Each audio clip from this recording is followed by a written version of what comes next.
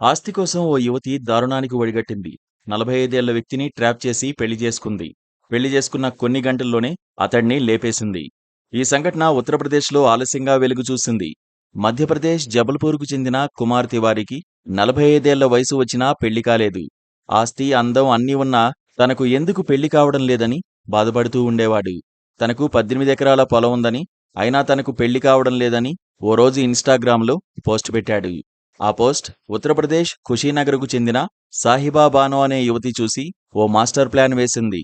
వెంటనే అతడికి ఇన్‌స్టాలో మెసేజ్ చేసి పెళ్లి చేసుకుంటానని చెప్పి నకిలీ ఆధార్‌ను చూపించి గోరఖ్పూర్ రప్పించింది. మరో 2 వ్యక్తుల సాయంతో తివారీని పెళ్లి చేసుకుంది. పెళ్లైన కొన్ని గంటల్లోనే అతడిని హతమార్చి మురికి కాలువలో పడేశారు. జూన్ 6వ తేదీన పోలీసులకు మృతదేహం కనిపించడంతో కేసు నమోదు చేసుకుని దర్యాప్తు చేపట్టారు. సాహిబా బానో గురించి తెలిసి ఆమెను అదుపులోకి తీసుకుని విచారించగా అసలు విషయం బయటపడింది. పెళ్లి సందర్భంగా దిగిన ఫోటోలను చూపించి సాహిబా ఆస్తి మొత్తం కాజేయాలని భావించానని చెప్పుకొచ్చింది. కాని ఇప్పుడు కథ అడ్డం తిరిగి జైలు పాలైంది.